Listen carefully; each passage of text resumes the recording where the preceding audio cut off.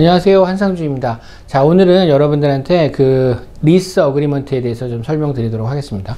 자, 지난 영상에서 저희가 어플리케이션을 넣는 거를까지 했어요. 자, 어플리케이션을 넣었어요. 그러면 이제 그쪽에서 리뷰를 하겠죠. 그래서 이 사람이 돈을 낼 수 있는 사람인지 아닌지, 다른 건 많이 보지 않아요. 그 부분을 많이 봐요. 이 사람이 돈을 낼 수 있는 사람인지 아닌 사람인지. 그걸 뭘로 판단해요? 소셜 시큐리티 인포메이션을 주면, 소셜 시큐리티 넘버를 주면 그걸 가지고 크레딧 히스토리를 확인하고, 그 크레딧 히스토리에서 점수가 높으면 이 사람은 신용도가 높은 사람, 그래도 방을 빌려주면 돈을 꼬박꼬박 낼 사람, 여기까지가 증명이 되는 거죠. 자, 그런데 미국에 처음 왔다라든지 아니면 그 일을 한지 시작한 지 얼마 안 됐으니까 대부분 유학생, 주재원 이러신 분들은 어떻게 해요? 크레딧 히스토리가 없죠. 그렇게 돼서 사실은 그 입증할 수 없는 경우는 어떻게 해요? 예, 보증인을 세우는 거죠. 개런터를 세워요. 개런터를 세우면 계약은 내가 하지만 내가 돈을 내다가 돈을 내지 못하면 누가 내요? 보증인, 개런터가 내는 거죠. 그래서 그 사람이 대신에 리스를 내게끔 돼 있는 거예요. 그래서 내가 못 내면 그 사람이 돈을 내줘야 되는 거예요. 자, 그런 거, 자, 개런터까지 얻었어요. 그러면 개런터는 미국에서 좀 오래 산 사람, 아니면 크레딧 히스토리가 있는 사람이라서 내가 계약을 하지만 계약의 주체는 나하고 매니지먼트 컴퍼니예요. 그렇지만 내가 돈을 내지 못하면 개런터가 돈을 내겠다라는 그 보증 계약을 쓰고, 그리고 그러면 개런터가 돈을 내겠다는데, 그러니까 이제 적합해졌죠. 그래서 이제 내가 어플리케이션에 통과가 돼서 그 개런터가 나 대신에 돈을 낼 수 있는 신용 정도가 확보가 됐기 때문에 이제 그 리스 어그리먼트를 받아요. 그럼 오늘은 리스 어그리먼트에 대해서 설명을 드릴게요. 자, 리스 어그리먼트가 나와요. 자, 리스 어그리먼트는 뭐죠? 어그리먼트. 예. 합의를 하는 거예요. 리스를. 리스는 뭐냐면 어떤 일정한 사물을, 그러니까 내게 아니라 다른 사람의 소유로 되어 있는 것을 내가 사용 또는 수익할 수 있는 거예요. 사용, 수익할 수 있는 거를 하는 거죠. 뭘 대가로? 거기에 대해서 내가 차임을 주는 거죠. 즉, 임대료를 주고 그거에 대해서 거기를 이제 사용, 수익할 수 있게 하는 거예요. 자, 보통 그러면 여러분들 리스 어그리먼트라고 딱 돼 있어요. 위에 대문에 리스 어그리먼트 딱 돼 있어요. 이 뭘까요? 리갈 컨트랙이죠. 계약이란 말이에요. 계약은 뭐죠? 예, 계약은 뭐예요, 여러분? 여기 어그리먼트는 그냥 합의잖아요, 합의. 근데 이게 보통 이제 리갈 컨트랙인 거예요, 이게. 리갈 어그리먼트라고 하지만 컨트랙. 컨트랙은 법적으로 legally enforceable, 강제할 수 있는 합의를 얘기하는 거예요. 자, 그래서 이제 컨트랙을 쓰는 거예요. 그렇게 컨트랙을 쓰면, 자, 컨트랙을 쓸 때 제일 중요한 게 뭐죠? 누가 있어야 되죠? 당사자가 있어야 돼요. 파티. P-A-R-T-Y. 파티라고 합니다. 파티. P-A-R-T-Y. 파티. 뭐 미국식으로 좀 얘기하면 파리 뭐 이렇게 얘기하는데 파티예요. 이 뭐예요? 당사자. 여러분들 이 법적으로 당사자예요. 계약의 당사자를 얘기하는 거예요. 이거 딱 들으면 뭐 놀고 마시고 하는 파티 그거 아니에요. 예. 당사자를 얘기하는 거예요. 그 다음에 또 다른 무슨 뜻 있죠? 여기에 파티 이러면 예. 당이라는 뜻이 당.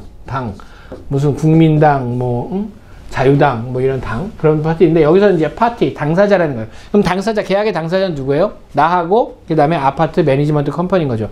그래서 두 개가 누가 돼 있는지를 잘 보셔야 돼요. 내가 내 이름으로 돼 있는지 아니면 뭐 다른 사람 이름으로 돼 있는지. 다른 사람 이름으로 돼 있으면 어때요? 예, 다른 사람한테 소장이 날아갈 수도 있으니까 뭐 좋죠. 그렇지만 명확하게 자신의 이름이 돼 있는지 확인하셔야 되고 상대방 당사자도 누구인지 확인하셔야 돼요. 파티를 보는 거죠. 그 다음에 나와 있는 게 뭐죠? 텀이죠. 기간이에요, 기간. 근데 조건이라고도 발행할 수 있어요. 일반적으로 뭐 컨트랙 텀이라고 하면 텀스라고 하면 조건인데 보통 텀이라고 하면은 기간을 얘기해요. 뭐 피리어드라고도 해요. 자, 얼마일까요? 피리어드, 텀, 임대차 계약의 기간. 예, 리스 어그리먼트 임대차예요. 임대차 계약의 기간은 얼마일까요? 예, 기간은 보통 1년이에요. 아파트 계약의 그 리스 어그리먼트는 보통 1년입니다. 1년을 해요. 한국의 주택임대차 보호법이라고 있어요. 그 한국의 주택임대차 보호법에서는 몇 년? 예, 2년이에요. 그전에는 1년이었는데 2년으로 개정됐어요. 근데 미국에서의 그 리스 계약, 임대차 할 때의 계약은 보통 몇 년? 1년이에요. 1년이 끝나고 나서 갱신하는 거예요. 자, 근데 이제 그 우리가 텀을 봤죠. 그 다음에 텀을 보면 1년인지 아닌지, 그 다음에 얼마, 뭐 내가 예를 들어 3개월을 했는지 6개월을 했는지 단기 렌트를 할 수도 있어요. 그리고 장기 렌트도 할 수 있어요. 일반적으로 1년이라는 거예요. 내가 2년 살겠다 해서 2년 하면 안 될까요? 법의 위반일까요? 그렇지는 않아요. 계약 자유의 원칙으로 인해서 2년도 계약할 수 있어요. 그렇지만 일반적으로 대부분 1년이라는 얘기예요. 한국하고 달라요. 한국은 주택임대차 보호법 때문에 무조건 계약하면 2년까지 있을 수 있어요. 근데 임차인이, 그러니까는 들어가는 사람, 임차인이 예를 들어서 나는 싫다, 1년까지만 있겠다 라고 하면 1년 되나요? 무조건 2년 해야 되나요? 1년 돼요. 편면적 강행 규정이기 때문에 1년 할 수 있어요. 그렇지만 미국의 그 임대차 여기 리스트에서 일반적으로 1년이라는 거예요. 일반적으로. 자, 여러분들 그 다음에 렌트 뭐죠? 차임이에요. 돈을 얼마나 낼 것이냐 하는 거. 임대료. 예. 이 차임을 렌트라고 해요. 근데 이 렌트가 굉장히 재밌어요. 미국에서는 보면. 언제 내요? 매달 1일에 냅니다. 매달 1일에 내요. 매달 1일에 내게끔 돼 있어요. 자, 내가 매달 1일에 내는 걸로 하고 1년 계약을 했어요. 예? 1년 계약을 했어요. 근데 예를 들어서 내가 12월 15일 날 미국에 도착했어요. 근데 이제 운이 좋아서 17일 날 방을 잡았어.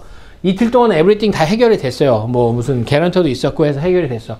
그래서 12월 17일에부터 이제 아파트에 들어가서 살기로 했어요. 그러면 자, 렌트를 내는 날은 언제? 매달 1월 1일 날 내기래요. 그럼 17일부터 1월 1일까지는 며칠이죠? 그럼 요때부터 요때까지의 기간을 일자로 날별로 계산을 해가지고, 그러니까 예를 들어서 뭐 한 달에 임차료가 1,500불이었다 그럼 1,500 나누기 30 해서 12월은 31일이죠. 31일로 나눠가지고 하루에 얼마다 이렇게 계산이 나오면 그거 곱하기 며칠 해서 요만큼의 돈을 먼저 내요. 그리고 나서 요만큼의 돈을 내고 들어가는 거예요. 그리고 1월 1일부터 렌트를 내요. 자, 여기서 질문하지 말라 했는데 할 수 없이 질문. 이건 진짜 중요한 질문. 내가 1년 계약을 했어요. 그러면 내 계약의 1년이 시작하는 시점은 언제일까요? 12월 17일 날 들어갔어요. 12월 17일일까요? 1월 1일일까요? 언제부터일까요?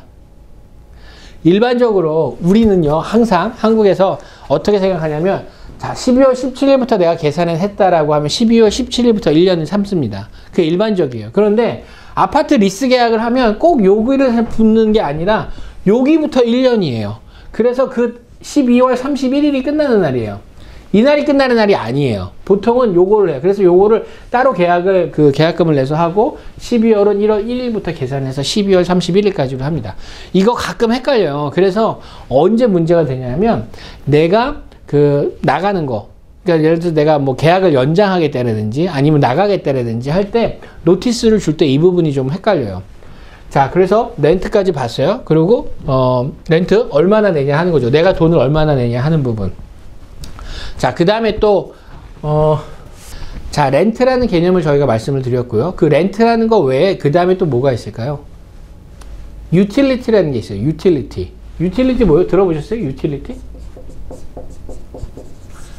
유틸리티.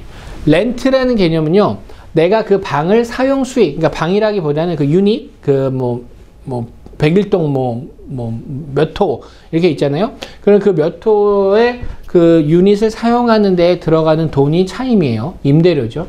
그럼 유틸리티는 뭘까요? 이 유틸리티는요, 그 물세, 그러니까 물을 쓰는 거, 워터, 그 다음에 전기, 이런 게 이런 걸 갖다가 보통은 유틸리티라고 얘기를 해요.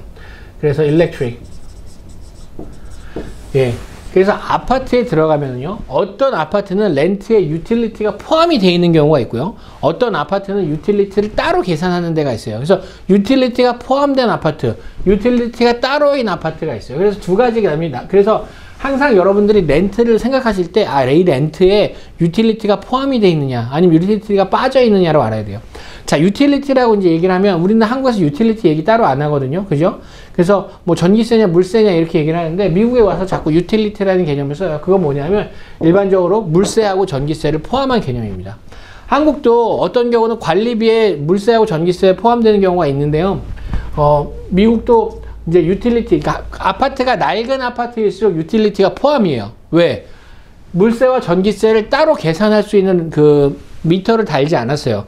근데 새로 생기는 아파트는 항상 요 두 개를 따로 계산할 수 있는 미터가 따로 있어요. 그래서 항상 물세하고 전기세를 따로 하셔야 돼요. 예, 그래서 항상 렌트에 그게 포함이 돼 있는지 안 돼 있는지를 보셔야 됩니다.